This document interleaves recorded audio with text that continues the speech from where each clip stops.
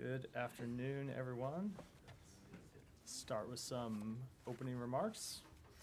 As President Biden just announced, earlier today, the government of Israel and Hamas agreed to a ceasefire along the terms of the proposal the United States laid out publicly in May. This ceasefire agreement was a long time in the making and comes as a result of extensive diplomatic engagements by President Biden, Secretary Blinken, National Security Advisor Jake Sullivan, Director of Central Intelligence William Burns, Brett McGurk, and other officials across the government, as well as our partners in the governments of Qatar and Egypt. This ceasefire will bring immediate relief to the people of both Gaza and Israel. Hostages will begin to return home in the coming days. Humanitarian assistance will surge into Gaza. The fighting will stop, and the people of Gaza, who have endured and suffered through so much pain and suffering, will finally be able to start rebuilding their lives. Yesterday, Secretary Blinken set out in a speech 3 imperatives to end the conflict, move towards greater integration in the Middle East, and realize the promise of more durable peace and security. First, a ceasefire. Second, an effective plan for Gaza's governance, security, and reconstruction. And third, normalization between Saudi Arabia and Israel. That provides Israelis and Palestinians the incentives and assurances they need to achieve their long-sought national aspirations. Today, we achieved the first of those imperatives. On the other two, a day after plan and normalization, we are handing over to the incoming administration detailed plans that enjoy a solid foundation of support in the region thanks to our diplomatic efforts. We hope they will seize on this momentum and the opportunity it provides. The ceasefire announced today opens the door to breaking the cycle of violence that has long plagued the region, if leaders there are finally prepared to make the tough decisions necessary.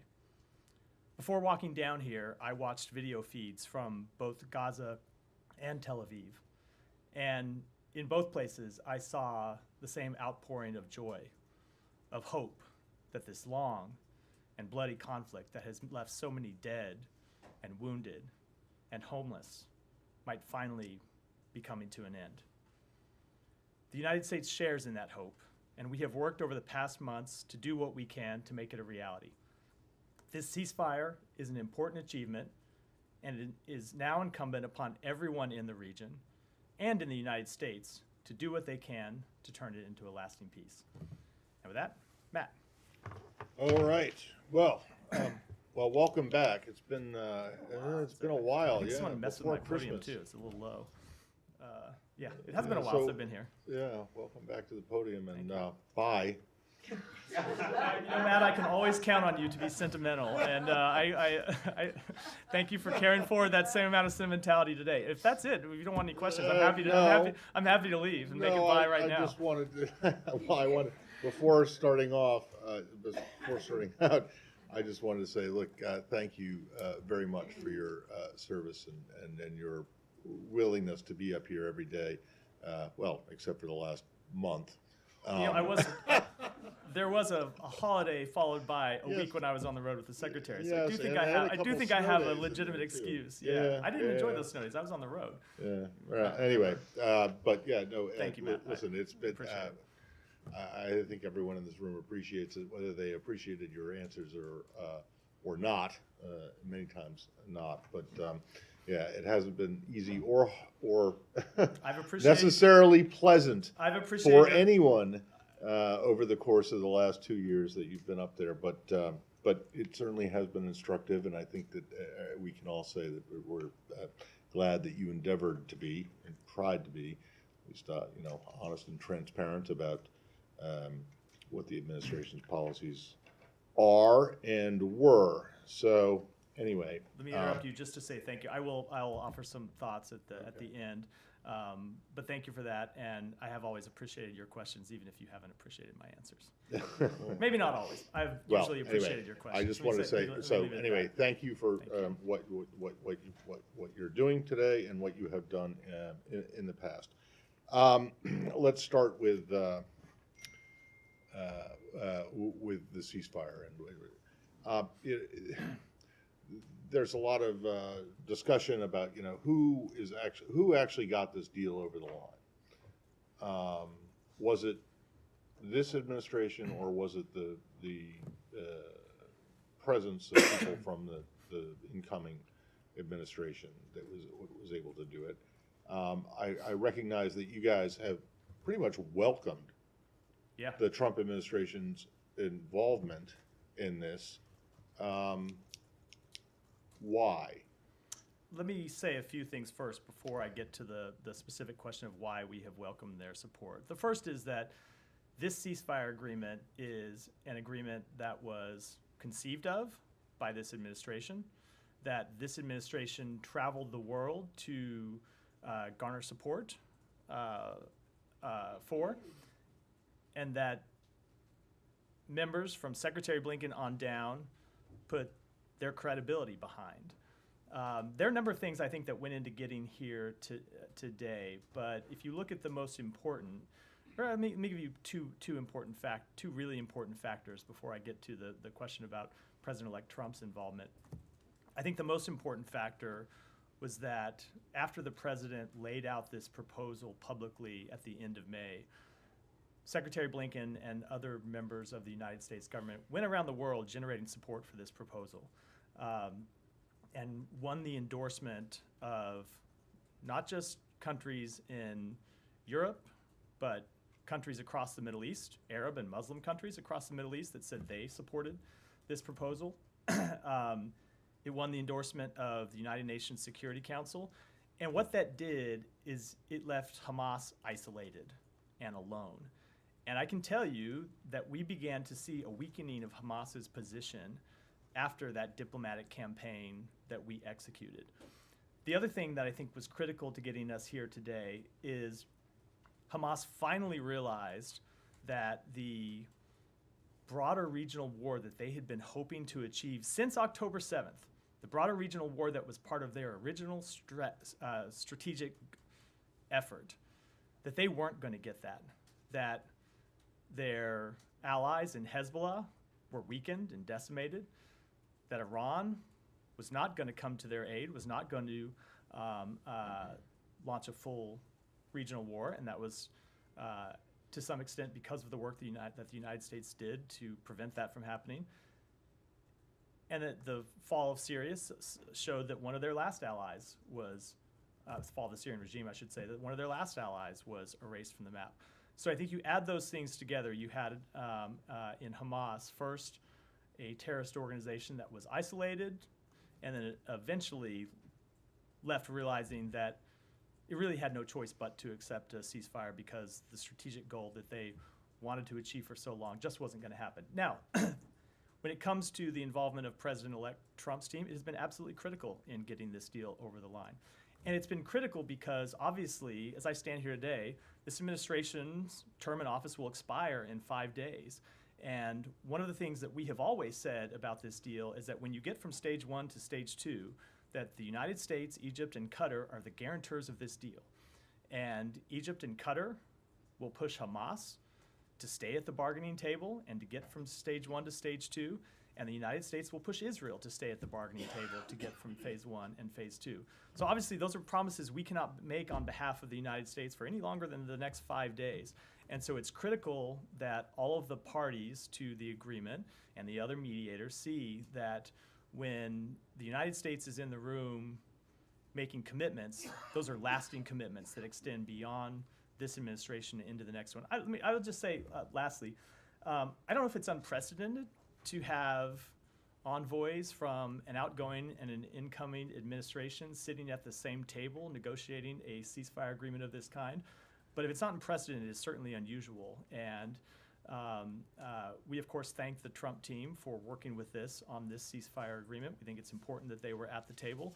And I think it shows that when Americans are willing to work together across partisan lines, as we were willing to do on this occasion, because it's in the national interest of the United States, there's a lot that we can get done.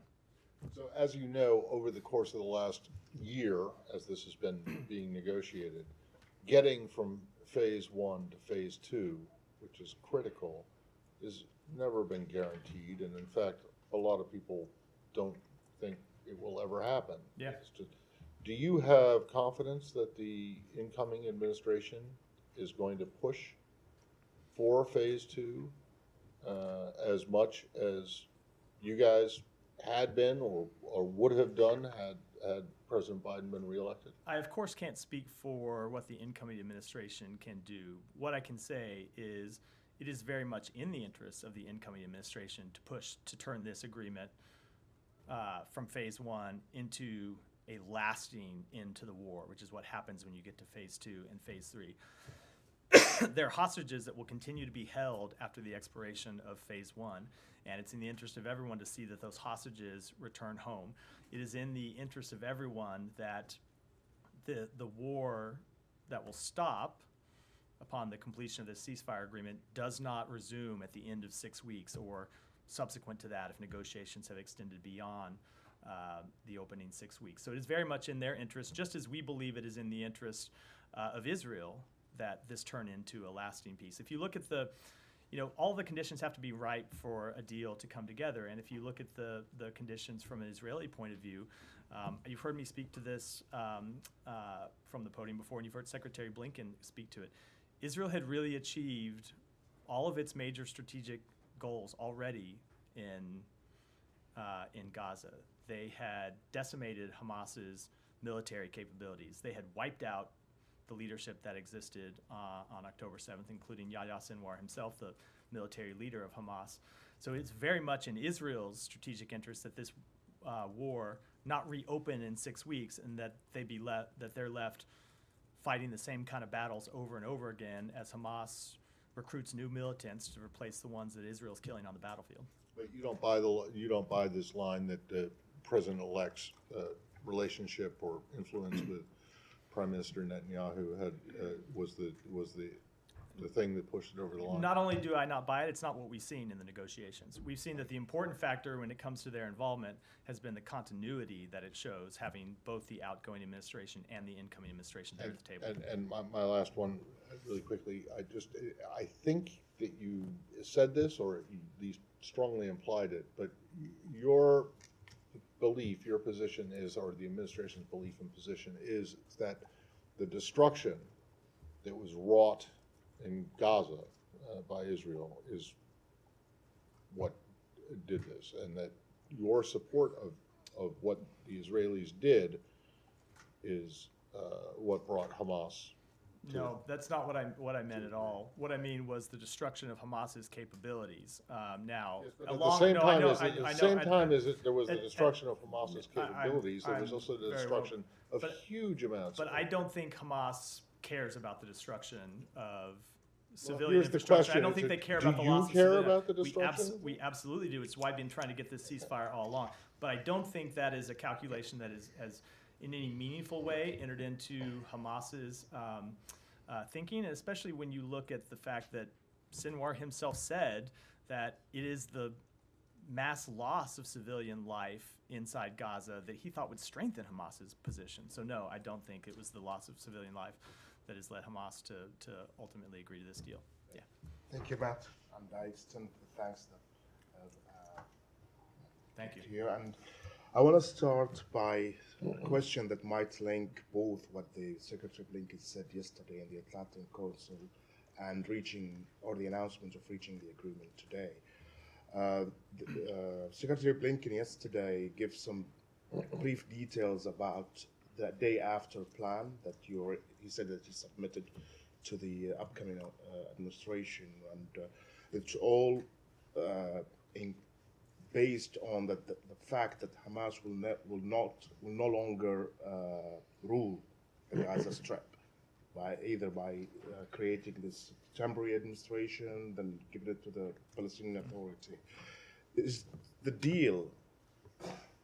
there something in the deal that agreed upon between all parties that Hamas will leave power in Gaza to allow for the plan to be implemented? When you say the deal, do you mean the day after arrangements No, that the Secretary was this speaking deal, to? the ceasefire. The ceasefire proposal that's on the table today, what has been agreed to so far is phase one. The ultimate resolution of governance, security, reconstruction, all of those will have to be dealt with in the negotiations from phase 1 to phase 2, including that question of who governs Gaza. I can tell you that the United States is committed to ensuring that Hamas never again resumes governing Gaza.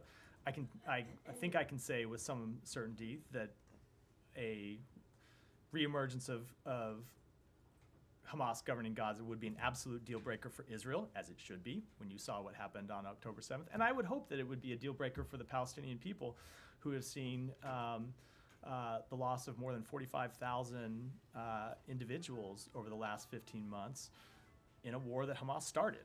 So I would hope it would be a deal breaker for all parties, but that is something that will be the subject of negotiations going forward. We have made clear since the beginning, not just in the course of the negotiations over the ceasefire, but you saw the Secretary lay out last November in Tokyo principles that would guide the United States when it comes to the period at the end of the conflict. And first and foremost among those principles was that Hamas can never return to governance of Gaza, given their track record.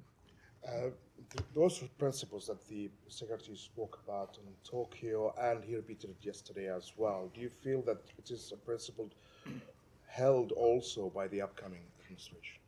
Again, I'm not. I cannot in any way speak for the policy choices that the incoming administration will take.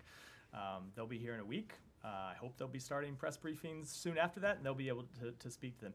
But I would say that the principles that we have laid out do have broad agreement in the region. Obviously, there are things, not every party inside Israel would agree with all of those principles that we laid out when it comes to the governance of Gaza, but I think they have broad agreement across the region. And I think the important thing about them is this isn't just a theological question, it's also a practical one. If you want countries in the region to commit security forces to Gaza, if you want them to commit dollars to the reconstruction of Gaza, they're not going to do that if they don't see adherence to either the principles we laid out or some version of the principles we laid out, as well as a political path forward for the Palestinian people. It's just they are just not going to do that, and they've been very clear about that fact. There been circulated in the Israeli media that Hamas received verbal guarantees from the United States, Egypt, and Qatar that Israel will enter the negotiation for phase 2 and phase 3 in good faith. Did you give such?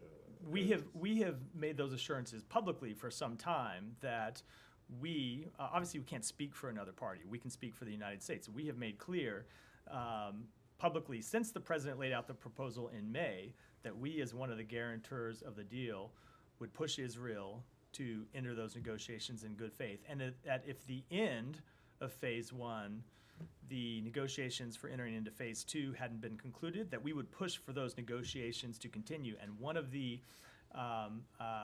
particulars of the agreement stipulates that if you get to the end of phase 1 and negotiations are ongoing, the ceasefire continues as long as those negotiations are ongoing. And I can speak only for this administration and say that we were committed to ensuring that those negotiations would remain ongoing as long as was necessary to get a deal. Obviously can't speak for the next administration, but I think it would be very much in their interest as well. My last question, if you don't mind. President Biden, in his speech a few minutes ago, said that the United States now will resume and push for aid to go into Gaza because of the ceasefire. Do you have any practical plan? How many trucks, et cetera, et cetera, et cetera? We are looking at a massive infusion of trucks somewhere. Hopefully, it won't happen overnight, but we want to get up to over 500 trucks a day. Excuse me, that come into Gaza. And the critical thing that we believe the ceasefire unlocks is a real solution to that last mile distribution problem that we have had, that humanitarian organizations have had in Gaza. Because it is not just a question of getting trucks and getting assistance to the gates into Gaza, it's getting them delivered beyond Gaza. And it's been very difficult because of the security situation on the ground. And we really do believe that a ceasefire unlocks the potential to massively surge humanitarian assistance into Gaza, and we have been working with humanitarian partners over the past few months to ensure that they are ready to surge that assistance as soon as a ceasefire is implemented. Thank you. Yeah. Thanks. To echo what Matt said, obviously, thanks for. I know it's not an easy job. I know you've received lots of criticism for some of your responses, but thanks for coming here. Really? Really? Not aware. But thanks for coming here every day. You didn't have to come every day, so we do appreciate you staying here, taking our questions. Thank you. And always being diplomatic with us. Can I ask you though? You mentioned that there's continuity with the Trump team. That was the main thing that they established. But the president laid this out in May. So what's happened since then? I mean, obviously you mentioned the changes in the regional situation, but is there any regret? I mean, thousands of people have died since May. I mean, couldn't this deal have been reached earlier then? I think a few things have happened. Number one, there have been events that have led. There have been times where we have been close to getting a ceasefire agreement. And events have led to a delay in negotiations. And sometimes even events that we don't object to. For example, after the killing of Yahya Sinwar, something that the United States very much supported, that delayed negotiations for weeks, well over a month, because Hamas was not in any position to make decisions. They didn't have a governance structure set up. They didn't have a way to decide on how to deal with ceasefire proposals. You've had other incidents where at various times the parties push new proposals onto the table that led to things. So there have been some things that have been kind of just the back and forth negotiations. Sometimes have been larger events in the region. But I think the fundamental thing that has shifted, two things that have fundamentally shifted. One really on each side. So on the Hamas side, as I said in response to Matt's earlier question, they very much have realized over the past few months that there was no hope of getting a broader regional war. And I can tell you at various times when we thought we were close to an agreement, there have been events that I think rekindled that hope inside Hamas's leadership that they would get that war. So, for example, when you saw the direct exchange of fire between Israel and Iran, something that was unprecedented, we saw Hamas pull back from the negotiations because in our judgment, they thought this may be the time that we get the outbreak of war, and so we don't have to agree to a ceasefire. When you saw the escalation of hostilities in September and October between Israel and Hezbollah, Hamas at the same time was pulling back a little bit from the negotiations, I think, to wait and see how that conflict played out and see whether it was actually in their interest. So that's what you had on the Hamas side. On the Israeli side, over time, you've seen them meet their overall strategic objectives. And so once they had killed Yahya Sinwar, that really realized the last strategic objective they had because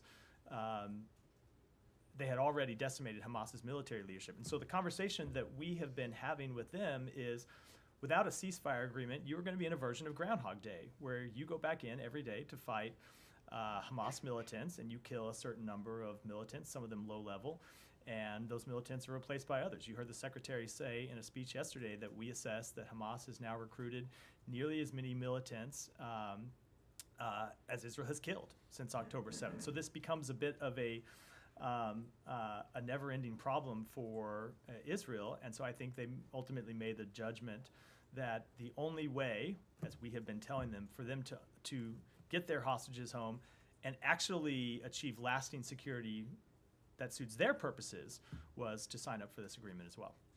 Just to pursue that, I mean, throughout this, over recent months, the secretary himself has repeatedly said that the holdout is Hamas. I mean, now that it's not over and done, but now that it's at this point, the administration is on its way out, is that still the stance that Hamas was the holdout? Or obviously, the Israeli government has very messy coalition politics, and the far right parties there. Hamas has far and away been the chief obstacle to concluding this agreement, and that's been true especially since August or so. Now, there have been times that Israel has introduced new conditions and new proposals that have made it more difficult to get an agreement. Just as Hamas at times has introduced new conditions and new proposals that made it difficult to get to an agreement. But that fundamentally is what a negotiation looks like. You expect parties in a negotiation to put forward proposals, and people can debate whether sometimes one side or the other overplayed their hand. There certainly have been times that we went to the government of Israel and said, we think that you are pushing too hard, and we want you to back down. But I will say, really, for the past 5-6 months or so, it has been Hamas that at first was unwilling to negotiate, and then for a while unable to negotiate. So after this period in August, when we thought we were getting really close, close to a deal in July, and then in August, we saw Hamas at around that point just decide that they weren't going to negotiate off of their position anymore. They had a position and they weren't going to budge. They weren't going to move at all. And we were still at the table. Israel was still willing to be at the table. Hamas wasn't. And that continued for some period of time. And then you had this period of time where Hamas, because of the death of Sinwar, wasn't able to really make decisions and could have conversations but couldn't negotiate in any kind of meaningful way. So when you hear us say that Hamas has been the prime obstacle to accepting the deal, that is very much what we have meant. It's very much been accurate. Just one briefly before I pass on. You mentioned this, a red line for Israel, of course, will be no future Hamas governance in Gaza. Hamas agreeing to this. Do you think that effectively they've recognized this, that they've recognized they have no political future in Gaza? I wouldn't want to speak for them at all, obviously, but I think when you look at opinion across the region, it is not just a conclusion of the Israeli government that Hamas has disqualified itself from leadership. Disqualified is not the right word. Obviously, the Israeli government would have never thought Hamas should run Israel in the first place, but that Hamas can play no role at all in the future of Gaza.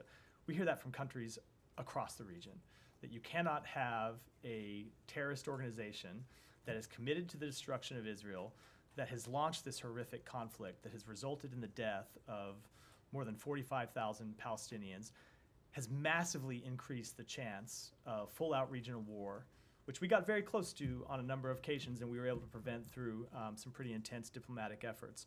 I think none of the parties who we have talked to about contributing financial support, about contributing security support to Gaza, are in any way going to be willing to step up and do that if they see either a future where Gaza is dominated by Israel or if it's dominated by Hamas. Jenny. Thanks, Matt. Echoing everyone's thanks for doing your job here. Biden I like the way you said that. Thank you for doing your job. Thank you for doing your job, just as we did all our jobs. Good. Biden said Americans would be coming out in the first phase. Do you have any details on who and how many? I don't want to get to it from here. As you know, there are 7 Americans who remain who remain held hostage inside Gaza. 4 who are alive, 3 who are unfortunately deceased. We will have that information coming or available in the coming days, but I want to make sure we are able to have the conversations we need to have with all those families about those details before I talk about them publicly. But we will make that available in the coming days. And it's still the presumption that those 3 are alive. When was the last time there was any update on their conditions or whereabouts within Gaza? There is still the presumption that they are alive. We have we have differing levels of information with each of those, but that's information we communicate about with the families, and I don't want to speak to that publicly. And then on the humanitarian surge, how is that going to be distributed? What is the assessment on the level of destruction just on the infrastructure within Gaza? How do you intend to get that level of aid in? Will there be any reconstruction component to assist with the aid distribution? So the reconstruction is not something that happens in phase 1. That will happen later in phase 2 and phase 3 of this plan. Phase 1 is really just a stabilization and recovery before you can even get to reconstruction. But the aid will be distributed through our humanitarian partners, largely the UN agencies that are there on the ground, and other nonprofit, non-governmental organizations who are working. A lot of that aid infrastructure has been destroyed, is our understanding. So how do you intend to be able to distribute it? There are, so that's true, but there are still warehouses that exist in Gaza that are functioning now. Some of the warehouses that exist haven't been destroyed, but aid organizations haven't been able to get to them because of the security situation. We think they'll be able to turn those warehouses back on. We believe they'll be able to surge the number of trucks that go in and the number of trucks that move around. For the specifics of that, I would, of course, defer to the aid organizations who are expert in how to do this. But in all of our conversations with them, they are confident that they will be able to massively increase the amount of humanitarian assistance that gets in once the ceasefire is implemented. And then the last question, do you anticipate any travel now that this ceasefire agreement has been announced? By the secretary? Yeah. No, I do not. We still have 5 days, so I can't rule anything out, but no, I do not as I stand here at 3:15 on Wednesday. Daphne. Just want to echo everyone and thank. So you're saying it's possible? I'm saying there's a chance, Matt. I'm saying there's a chance. But I do not anticipate it, but there's always a chance. Thank you for taking our questions every day. We very much appreciate it. To follow up on the aid, you mentioned some of the challenges, and we've heard that critical details of the aid surge are still to be worked out and were due to be discussed in Cairo on Thursday. Will the U.S. be part of those conversations? We will be a part of those conversations. I don't have an update on who will be attending, but we very much have been a part of the humanitarian assistance efforts from the beginning of this effort, and will continue to be. And then security arrangements for the delivery of aid is one of the most difficult issues.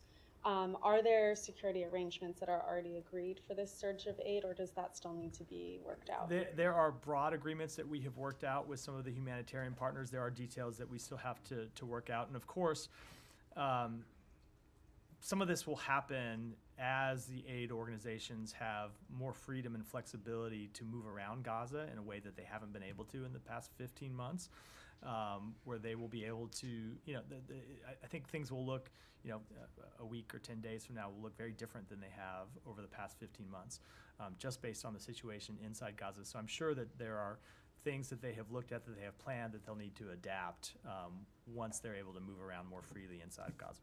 Can you say which parts have been agreed? No, I can't get into that level of detail from here. Is there anything you would like to see in terms of the security arrangements?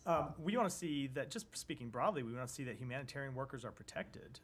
We want to see that they can go about their jobs free from harm, free from violence, that they are not put in harm's way either by members of Hamas, who will still be inside Gaza and who still, of course, have access to weapons inside Gaza, or by gangs and looting that we have seen be an impediment to the delivery of assistance over the past few months. But with the specifics of that, those are conversations we'll be having directly with the humanitarian groups. Thank you, Matt. It's been an extraordinary year and 4 years, and I think it's been pretty full on since the year 2016, actually, but congratulations to making it to the end of your run. I wanted to ask this again. We've been asking about the incidents of Israel's activities in Gaza that are being investigated by people in this building. Are you confident that the conclusions of some of these incidents will reach the light of day moving forwards to the next administration? Is there anything that this building's doing to shore up to make sure that those conclusions come to light? So we continue to work to reach definitive answers with respect to a number of the incidents that we are looking at. But I can tell you that the obligation that the State Department has to investigate potential violations of international humanitarian law through the use of U.S. weapons are not obligations that expire on January 20th. They are obligations that carry over from this administration to the next administration. So we would fully expect that the next administration would carry out its duties under the law. There are a number of potential incidents that we have been looking at. You've seen us issue a report where we went into detail how we are looking at these, the fact that we do believe it's reasonable to assess that there have been instances in which Israel has violated international humanitarian law or its commitments under Israeli law. But we have a number of incidents that we're looking at, and if those aren't finished between now and Monday, there are obligations that continue on into the next administration. And on that report that you mentioned, I think you're talking about the NSM there. Is it your hope that U.S. officials and also indeed foreign journalists will at some point be allowed to go back into Gaza and be able to provide evidence and information that was perhaps lacking when putting that report together? Certainly. We have wanted foreign journalists to be able to get into Gaza already. It has been long our position that journalists should be able to operate inside Gaza. I know it's dangerous. I know it puts journalists at risk, but we have heard journalists say they want to face that risk and go in and bring the truth to light, and we support their efforts to do so. But certainly we would want them to do so. And I can't speak to, when it comes to the position of U.S.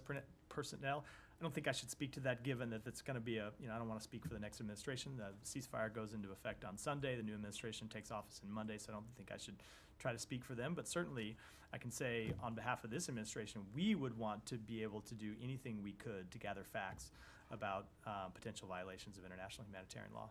And last question on what the Secretary laid out about the day after plan. Yeah. Do you have any more specifics about who, or if there are any parties that are willing to step forwards and help with the de-radicalization in Gaza, or are you just hoping that's something that will become clear if this succeeds? So we have had conversations with a number of our partners in the region about that. I don't think the countries are any secret, because the Secretary has talked about his work on the day after as he's traveled around the region and met with these partners.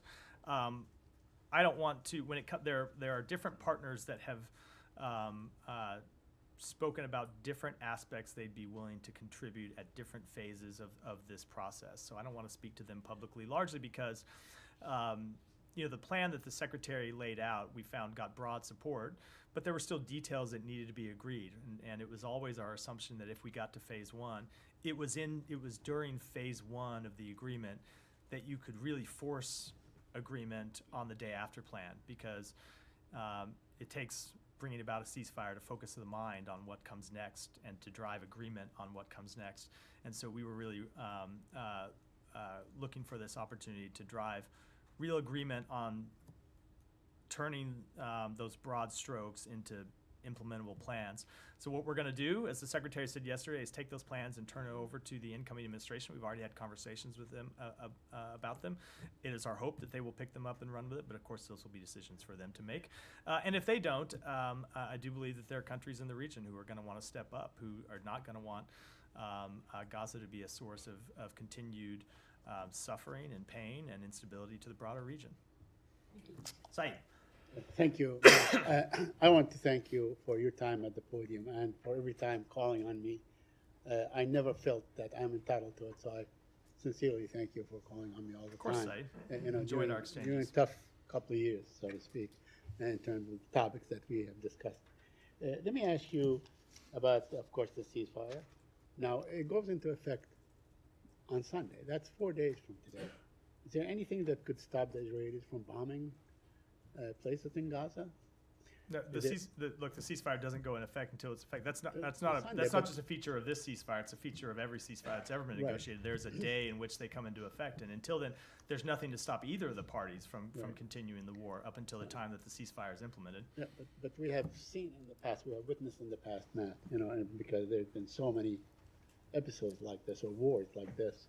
We've seen the Israelis go at it until the very last second. Do you expect them to go at it until the very last second, or would you call on them not to do that? I'm not going to speak for what they may or may not do. We want to see this ceasefire implemented, and that's what we're focused on. Because as I said in my opening remarks, it does have the chance to finally bring enduring peace and stability, not just to Gaza and to Israel, but to the broader region. Now, looking back, do you feel that this administration or this State Department has done everything it could to bring this thing to an end, to stop the suffering, to stop the killing of Palestinian children, men and women, and so on? Yes. Do you feel that there was a time that you could have probably, put your foot down, so to speak, the foot of the United States of America? Yes, I absolutely do. And Saeed, I think that I'm answering his first question about it. Do we believe that we've done everything that we can? Yes, I absolutely do. And Saeed, I think one of the things that we have always been focused on in trying to get a ceasefire over the line is not just to get a ceasefire for a ceasefire's sake, but to get a ceasefire that would be enduring. We don't want to see a ceasefire that breaks down in 2 weeks or 4 weeks or even a year. We want to see a ceasefire that sets the stage for lasting peace between Israelis and Palestinians. And so it was important that we get that kind of ceasefire, and that's what we have put our efforts from day one into achieving. It is also important, Saeed, when you look at our overall policy, that we prevent the region from really tipping into all-out war. And when you look at the things that we laid out from day one, and this really goes back, you look at the things that the Secretary said the day after October 7th at the objectives that we were going to try to achieve. It was important that we continue to show that we are committed to the defense of Israel so that its enemies across the region did not see this as a moment of division and a moment of weakness when they could attack Israel and really plunge the region into the type of war that, as awful, as horrible as Gaza has been, would have extended that pain and suffering from Gaza into places all across the region. So that has also been another chief objective of our policy. But Matt, when all is said and done, the real cause of all these conflicts, all these wars that happen from time to time, is the fact that the Palestinians continue to suffer. They have been displaced for 76 years or more, 78 years. So there was a great deal of talk, rhetoric, about a Palestinian state, about, finally the Palestinians living in dignity, allowing them. I think it was this administration or this Secretary of State that talked about the need for Palestinians to live in dignity and to have the same opportunities as Israelis and so on. What have you done to bring this about, to make it real, to set the road for this to, at one point to come about? Let me start by addressing something you said in the run-up to your question about the suffering of the Palestinian people. One of the things that really has marked this conflict, let me put it this way. If you looked at the speech that the parents of Hersh Goldberg gave back last August, I think it was at the Democratic National Convention, where they spoke about how there is a surplus of suffering across the Middle East. It's absolutely true. We have seen Palestinians suffer long before October 7th, and of course have seen them bear the brunt of this conflict. Palestinian civilians who did not start this conflict but have suffered the brunt of it. We've seen the hostages bear tremendous pain and suffering, and their families. We, of course, the 1,200 people who were killed on October 7th inside Israel. As Hersh Goldberg's parents have said, there has been a surplus of suffering. And we do fundamentally believe that the failure to realize the aspirations of the Palestinian people is one of the main drivers of instability in the region and one of the main drivers of suffering. And so I would urge you, Saeed, to look at the speech that the Secretary gave yesterday, where he talked about exactly what we have done and to unlock a political path forward for the Palestinian future. There are 3 stages that we see that are important to get to finally realizing a Palestinian state. 1 is a ceasefire, and we got there today. 2 is a day-after plan that starts to rebuild Gaza. And 3 is a normalization agreement with Saudi Arabia, which provides Israel, hopefully, don't know if they'll agree to it, but actually provides Israel the incentives to agree to a Palestinian state. And we have put a lot of work into developing those plans and building support for those plans, and we are ready to hand those plans off to the incoming administration. Now, agreement on those will require tough choices, and I know everyone likes to point at the government of Israel, and it will absolutely require tough choices by the government of Israel. It will also require tough choices by the Palestinian Authority, which needs to make real reforms if it wants to win the support of its people, and it wants to win financial and diplomatic and other backing by countries in the region. So there are a lot of tough choices that people in the region are going to have to make to realize that vision of a Palestinian state, but we have done what we can to make those choices possible, and now it's up to leaders in the region to decide whether they want to take them or not. 2 quick points. One on UNRWA. UNRWA is slated to be banned from operating at the end of this month. Now, I know that this administration has decided not to fund UNRWA about a year ago until investigations are completed and so on. I believe that they have been completed. Are you worried that once UNRWA is banned from operating, that access of aid and so on and help that you've talked about so much will actually be hindered a great deal? So we are concerned about that, and it's why we called for the restoration of funding. You left one important thing out of the sort of TikTok there side, which is that we are now under a statutory ban by Congress from funding UNRWA. Yes. So we don't have the ability to turn funding to UNRWA back on. But we have called for that ban to be lifted so we could provide funding to UNRWA if we determined that they had appropriately implemented the reforms that are so important. Now, in terms of what happens going forward, so I can't speak, of course, for what the United States will do, because I'm cognizant of the sands shifting through the hourglass here. But UNRWA can continue to exist with funding from other countries, and I would expect that it will continue to exist with funding from other countries. And the United States can continue to fund humanitarian assistance to this Palestinian people through other organizations that are working inside of Gaza and throughout the broader region. Even after the United States suspended its funding for UNRWA back, I believe it was in the spring of last year, we have continued to be the chief funder of any country in the world for humanitarian needs for the Palestinian people, and we have done it through sources other than UNRWA.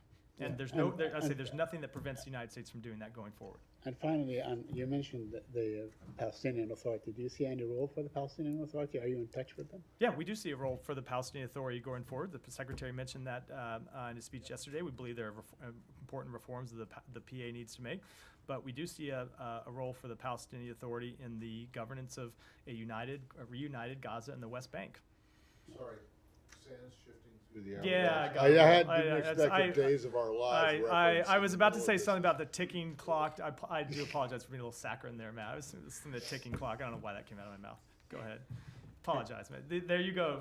Any bit of sentimentality in the briefing room, you're there to just thought please. it was like, did you watch Days of Our Lives with your mom or something when you were growing up? No, I did not. My mom was at work. Go ahead. Thank you, and thank you for everything. Yeah. Like my colleague said, doing this job for 20 months, day in and day out, it's not easy. Always patiently, answering up questions. Let me go back to the very first question I asked you 20 months ago, which is about designating Russia as SST. You guys just removed Cuba from the list. There's an open spot. Why not doing it? We have not determined that is the most effective way to achieve the policy goals that we have when it comes to Russia. And when you look at the number of sanctions that we have imposed on Russia, including sanctions that we have announced just in the past week that we are already seeing bite. If you look at the story that Bloomberg ran in the last 24 hours about a number of Russian tankers who were unable to dock in China right now to unload their oil, it's because of the sanctions that we have put into place. And that's just the latest amount of tranche of sanctions. So if you look at the combined regime that we have put into place, sanctions and export controls, we determined that would have more of an impact than a state sponsor of terrorism designation without what we hear from humanitarian organizations, which I know is something that your questions never grapple with, which is the harmful effect that such a designation could have on their ability to work in the region. Going back to today's sanctions, it has two parts. One is you are targeting evasion, in fact, and secondly, you're also redesignating, resanctioning by using different law this time, which is Executive Order 13226, which I believe gives extra power to Congress, to block any attempt to ease, if the next administration attempts to do so. Is that the reason why you are doing what you're doing today? We thought it was appropriate to move our sanctions regime under this new authority to ensure that Congress has full visibility both on our sanctions and any contemplation of removing them. How concerned are you the next administration will immaturely lift them? I'm not going to speak to what the next administration may or may not do. They'll have to make their own decisions. We believe that the sanctions we have put in place have been effective in harming Russia's economy, in curbing to some extent its ability to fund its war machine, and we hope that they'll stay in place. But those are decisions for the next administration. Can I move to Georgia if possible? Sure. There are some, concerning One more, and then I events. got to go around the room because I've probably at an hour already. Of course, thanks so much. Some concerning events going on, and recently they are conducting violent attacks on opposition members. Just yesterday, opposition leader was attacked in reaction to the latest developments. Look, we continue to have great concerns about actions by the government in Georgia to crack down on its own population, to retrench from the democratic path that they have been on, as well as the path towards greater Euro-Atlantic integration. That's why you've seen us implement new sanctions targeting members of the Georgian government. It's why you've seen us suspend assistance that we were set to provide to the government of Georgia, and it's why you've seen us suspend our overall strategic relationship with them. Yeah. Thank you, Matt. Echoing everybody's comments, and Thanks. thank you for everything. Always. Will the U.S. we know that the agreement yesterday, or the Cuban government talked about the 553 political prisoners and people that will be released. The United States, of course, made the announcement for President Biden and the 3 actions that he's taking. Will any of these people that are going to be released, some of them political prisoners, human rights defenders, will come to the United States like they did, for example, with the Nicaragua political prisoners? And will they be able to and eventually receive political asylum here? And if so, that will be part of what the Catholic Church was able to present to the Cuban government? So I can't speak to decisions that those people may or may not make about wanting to leave Cuba and come to either the United States or another country. And when it comes to questions about whether they would be granted asylum or entry through another means, I would defer to the Department of Homeland Security on that question. Yeah, Janie. Thank you. Thank you, Matt. Thank you for your hard work for us. I wish you good luck in your future. Thank you. Stay healthy and be happy. Thank you. I have applications on South Korea. This is not happy news. No. But the South Korea's President Yoon was arrested yesterday by the high-ranking public officers' crime investigation office. Executed the arrest warrant for President Yoon in an illegal rather than a legal manner. And the South Korean citizens are very disappointed in this action. Do you think the execution of this illegal arrest warrant violated the rule of law? So I'm not going to speak to a question about how South Korean law is interpreted. That is fundamentally a question for the South Korean courts, and we think all of these questions ought to be answered and in accordance with South Korea's constitution and the rule of law.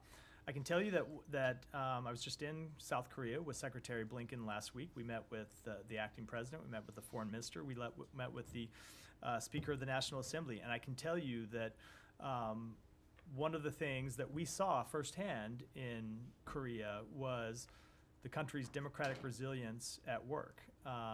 And I think you heard the Secretary speak to this. You know, every country at times faces tests to its democracy. We have faced very real tests to our democracy here in the United States. We've faced direct assaults on our democracy here in the United States. And what's important is how a country responds to those tests of its democracy. And what we have seen is South Korea respond to those tests in a way that illustrates the strength of its democratic foundation. What do you think the Biden administration has been successful in its diplomatic and security relations with South Korea?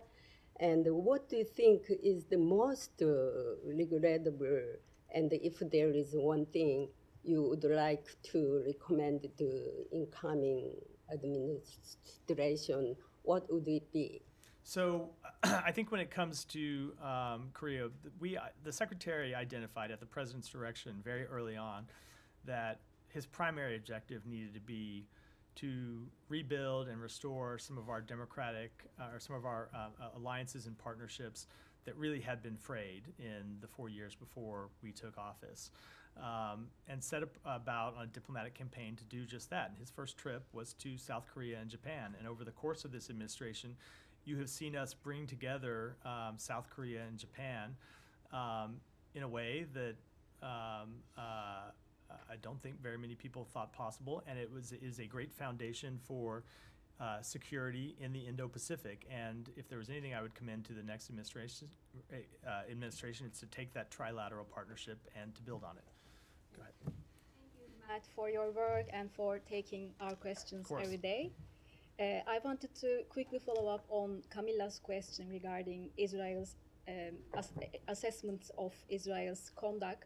In addition to the ongoing assessments at the State Department, there have been many investigations you urged Israel to conduct, such as, the case of Ayşen Rezgi Egi. What will happen to these investigations? And Ayşen Rezgi Egi's family was here last month demanding justice and answers.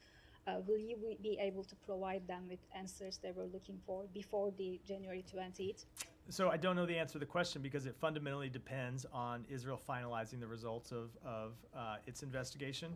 But the obligation to deliver justice for an American citizen, the obligation to provide answers to an American citizen, that's also not one that expires on January 20th. The incoming administration will have the same obligation to speak up for American citizens, to try to find answers for the families of American citizens to try to drive changes to protect American citizens overseas. They have that same obligation that we do. And so if we don't get the final results of that investigation between now and next Monday, and I can tell you if we do, we will provide that to the family as we committed to do. But if we don't, I would very much expect that when that investigation is finalized and completed, that it's transmitted to the incoming administration. And I would certainly hope and expect that they would treat Aysenur Egi's family with the same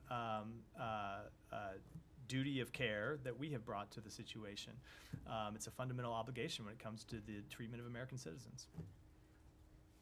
Yeah, thank you, Matt. I'm echoing the kind words of my colleagues to appreciate your work. I know it's very hard to be aware about all the events and having knowledge about the events around the world, including my region, Kurdistan region. So with that, I'm asking. Here we go. Yeah, I'm asking 2 questions about the Kurdistan. Today, Victoria Taylor, was in Kurdistan region, and she met with the Kurdish officials, including the Kurdistan president. So what's the purpose of this visit, and why at this time, what she has discussed with the Kurdistan president? So I can tell you that Deputy Assistant Secretary Taylor was there for diplomatic conversations focused on IKR stability and security. I know. Well, do you have any comments about discussions in the region on forming new government? So we encourage political parties to support an inclusive and timely KRG formation. The seating of a new government will allow the KRG and the IPK to advance human rights, promote economic development, enhance the IKR's resiliency as part of a secure, stable, and sovereign Iraq. And lastly, do you have any comments for me over the recent disputes between Erbil and Baghdad on oil and budget issue? So we have engaged the government of Iraq and the Kurdistan regional government to reach a durable budget agreement that would facilitate sustained oil production in the Iraqi Kurdistan region. We have seen the review of the budget amendment this week and urge its speedy adoption. Thank you so much. Thank you so much, Matt. And Thanks. Like all my colleagues have said, thank you for the work that you've done over the last few years. It really is truly appreciated, and congratulations on the deal today. I want to circle back to Saeed's first question, which is, as you look back at the last 8 months, you put this deal together 8 months ago. Yeah. As you see perhaps the efficacy of how Trump's team interacted with Israel over the last few days, are there not any, if not regrets, kind of reconsidering where you could have pushed harder? So that's just not what we've seen. I can tell you, as a party to these negotiations, and I think it's a fundamental misreading of the situation. It has not been Israel that has been the intransigent party that has kept us from getting to a deal for many, many months. That's not to say that Israel agreed to every condition that was put forward by Hamas, the conditions that were put forward by us. Of course they haven't. It's a negotiation, and you wouldn't expect them to. But it has been Hamas fundamentally that has been unwilling to agree to a deal, really going back to August, and at times was even unwilling to negotiate. And then, as I said, times they were unable to negotiate because they didn't have a leader in place. So it is not because of pressure that we have seen brought to bear by any party in the government of Israel the last few days that has gotten us to a deal. We think it is the fact that Hamas found itself in an incredibly weakened position, that its fighters needed a chance they needed a ceasefire, they needed a break in the fighting, and that ultimately, as I said earlier, they saw that no one was coming to their rescue. They weren't going to get the war that they were hoping to, that led them to finally agree to reach an agreement here. Now, of course, it has been helpful, as I said, to have the Trump team right there alongside with us to ensure that the commitments that we make on behalf of the United States will be enduring ones, but it is in no way what we have seen that has been pressure brought to bear by their side that has been had the decisive impact here. But excuse me, I'm but going to go ahead. Are you saying that the ceasefire deal is basically just giving Hamas fighters a break? No, I'm saying. I mean, that's what you just suggested. I want to make sure. I'm saying that is why. Certainly, they will have a break from the ongoing fighting that they have been involved in, and that we believe that's one of the reasons why they agreed. Is that they have been getting pounded for months and months and months. Some in Israel, particularly on the right, the far right of Netanyahu in Israel, think that this is a bad deal because it does give Hamas a break and a chance to regroup. Are you saying that that's... So it does give them a break, and what we are committed to, and you've heard us speak to this before, is ensuring that they cannot regroup. And we think the key to ensuring that they cannot regroup is that they are replaced by something else. We believe that it is the perpetuation of fighting that actually leads them to recruit more fighters, as the secretary said yesterday. Of course, this gives them a break from the fighting. That's what happens under a ceasefire. But we believe the solution to replacing Hamas is to ultimately find a political path forward, excuse me, for the Palestinian people. Go ahead. Go ahead. Go ahead. Thank you. Thank you for. I'd ask you not to interrupt your colleagues. Thank you, Matt. Thank you for your dedication and service. I lost my voice. Sorry for that. Also, I have the same here. I'm about to have to close the briefing. I'll try to. Thank you. What measure is the U.S. government considering to support and safeguard fundamental rights in Bangladesh, particularly in response to recent threat by reformist student leader against writers and intellectuals who oppose their views, amid raising concern about intimidation and authoritarian tendencies in Bangladesh? So we have had a long-standing, consistent policy when it comes to Bangladesh that we want to see democratic and human rights upheld in the country. That was our position under the last government. It remains our position under this government. Thank you so much. Last question. On judicial influence. What is the U.S. government position on allegation of judicial influence by Dr. Yunus' interim government, including claims that cases against him were released or vacated by the court, and he secured tax relief for the next 5 years for his business, like his Grameen Bank? What is I don't have any specific reaction to that. We want to see those matters handled consistent with the rule of law. And let me stop you there. I'm going to wrap. I think before either Saeed or one of us continues coughing. Thank you for your service. Thank you. Here. I was doing the same, so I'm there with you. Let me just close since this is my last briefing, and you've all been so gracious just to thank me, with a couple of thank yous of my own. First of all, I want to thank the team from the spokesperson's office, the press office, and the rest of Global Public Affairs who make this briefing come off every day. They do a lot of work behind the scenes that is absolutely essential to the functioning of this operation, and I am deeply grateful to it. Second, to the teams from bureaus across the department who have the unenviable task of briefing me every day before I come out here to take your questions. To the extent I know anything about what's happening in the world, it is largely because of them, and I will miss the opportunity to work day in and day out so closely with them. And then finally, I want to thank all of you in the press corps who are here in this room and those who aren't here today. It has been an incredible honor for me to stand here on behalf of the United States every day for the past nearly 2 years and take your questions. And it's very easy to get caught up, I think, in the back and forth of this daily briefing and forget just how unusual it actually is. This daily give and take between government officials in the media, on the record, on camera, for everyone to see, is not something that happens everywhere in the world. And in many places in the world where it does happen, the reporters who are in the room are not free to ask the questions that they want, and certainly aren't free to write the stories that they want to write or would otherwise write about the answers that they get.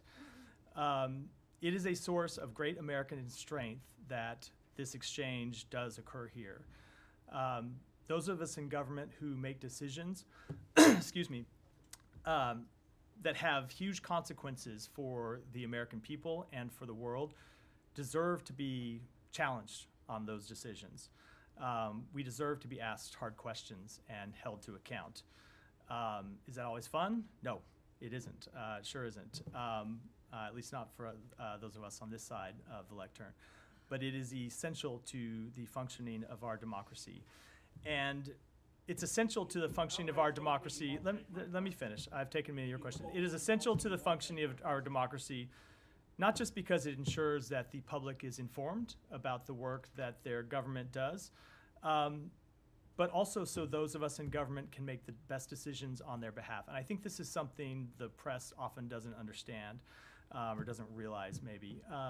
I can't tell you how many times I've been in a room where we've been working on a really hard decision, discussing a big policy choice, and I have spoken up and said, you know, I don't know how we're going to go out, or I don't know how I'm going to go out and explain that to the press.